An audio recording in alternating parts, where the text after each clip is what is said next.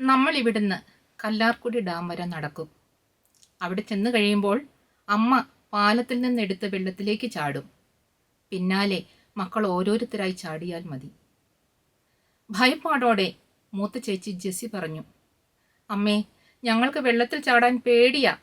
ഞങ്ങളെ ഓരോരുത്തരെയായി വെള്ളത്തിലിട്ടിട്ട് അമ്മ പുറകെ ചാടിയാൽ മതി.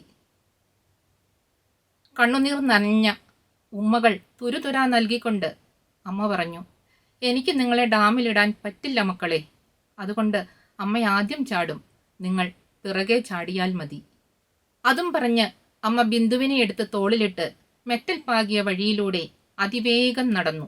പിന്തുടർന്ന് നടക്കവേ ജെസ്സി നീട്ടി വിളിച്ചു, അമ്മയൊന്ന് നിന്നേ. രാവെളുക്കും മുൻപേ കല്ലാർകുടി ഡാമിലെത്താനുള്ള ആ മരണയാത്രയ്ക്ക് ഇടവേള തീർത്തുകൊണ്ട് അവൾ പറഞ്ഞു, അമ്മേ, കമ്പിളി കണ്ടെത്തും തെള്ളിത്തോട്ടിലുമുള്ള ആളുകൾക്കല്ലേ നമ്മെ അറിയൂ. ചിന്നാർ കടന്ന് അപ്പുറമെത്തി ഭിക്ഷ യാചിച്ചാൽ നമുക്ക് കഞ്ഞിക്കുള്ള വക കിട്ടില്ലേ? അപ്പ പിന്നെ നമുക്ക് മരിക്കണ്ടല്ലോ. ഒരു 10 വയസ്സുകാരിയുടെ മരണഭയമാണോ അതോ നിറമറ്റുപോയ ജീവിതത്തെ തിരിച്ചു പിടിക്കാനുള്ള വെപ്രാളമാണോ ആ വാക്കുകളിലുണ്ടായിരുന്നത്? അറിയില്ല. അമ്മ ബിന്ദുവിനെ താഴെ നിർത്തി ജെസ്സിയെ വാരിപ്പുണർന്നു.